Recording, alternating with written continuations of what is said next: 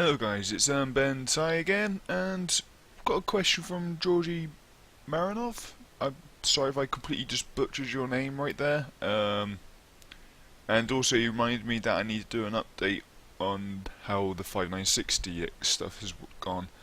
And one of the first things, did it work? Well, yes, is the answer. There we go. 5960X. And also straight away you may notice that we're on 4.1 gigahertz. This is mainly because I wanted to stay under 80 degrees. I'm about 77 degrees when I do a lot of things, so it doesn't get ridiculously hot. His other question is about the 3000 megahertz memory, and right there you just double the DRAM frequency and that's your 3000. So yeah, I'm running that.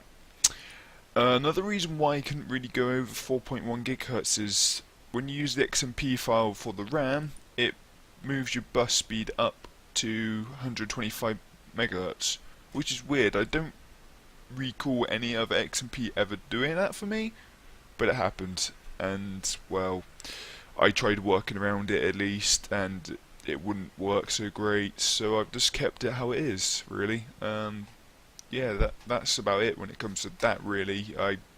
And also with overclocking, you get to the point where you get sick and tired of keep going back and forth, and oh no, that didn't work. Oh yeah, that did. But now, if I run this program, like I will run something like, if I've got it on the main bit, I probably haven't.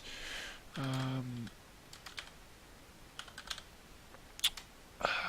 I even have it on? I can't remember what. Yeah, Valley Benchmark. I'll run something like that. GPU wise, obviously I may run a couple of games that I know like to cause crashes sometimes. There is another program, if I go back,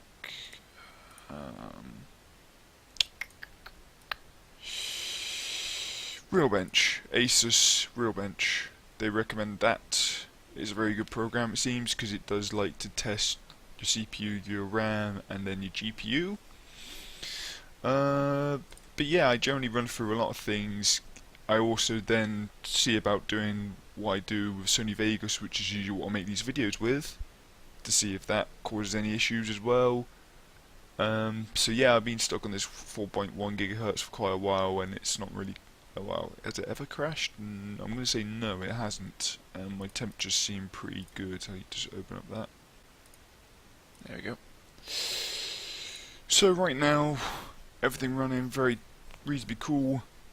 But yeah, the 44 degrees is because that fan isn't actually running right now on that GPU. It's just running completely off, and then you got idle temperatures. And like I say, for this i7 stuff, it usually hits like 77 max core there.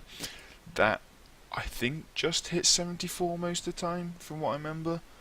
I've never seen it really go anything higher than that. Maybe 75 if you're there for several hours playing something, but otherwise it is generally pretty cool. Prime 95 isn't a good thing to use apparently with ICE, the 5960. Apparently that's not a recommended thing to use. Like they say, generally use Realbench. You can use Intel burn test as well, although people argue that's not great either. I just stuck with what Asus recommended, which was the Realbench, and as far as I know, it's been fine. Maybe it didn't test it as well as it should do, but I generally like to stick to what's recommended, hopefully by board manufacturers and on forums. I overclocked the GPU as well. Oh, there we go. So we have the default clocks underneath, and what I've got it overclocked to now. Also, it's nice just to look at the offsets. So 91 megahertz more boost clock. I raised the minimum GPU voltage because sometimes it would drop just a little bit and maybe cause a bit of instability with what it's doing. I raised up the maximum GPU voltage it can do by 38, and really that does not do anything bad heat wise, it really does not. Memory clock I left fairly safe for the moment because you can whack this on high and generally games will run okay with it, but you can start getting weird texture problems and stuff like that if you whack it too high and think it's going to be fine. And of course I max the power target max, max the temp target max. That temp target it will never reach. I can guarantee it now, it will never reach that temp target, especially in this 540 Corsair case. Once those fans start spinning up, you're lucky if it's going to hit 80 degrees in after several hours. Even like I leave the fan speed alone as well. Like the fan speeds will probably reach 40%. So yes, you may just about hear it, but you'll be in a game that's blaring with, you know, gunshots or whatever's going on in your game, sort of thing. So you don't even notice it. One thing I do like about the GPU tweak is you have a live update, so you can update the BIOS with this. Generally, there isn't usually a lot of new BIOSes for graphics cards, but it's a nice tool to have at least. But yeah, I use GPU tweak. I like it because it has obviously the GPU Z built into it as well. But yeah, that is about it for the time being. I don't know what else to say other than thank you, Marinov,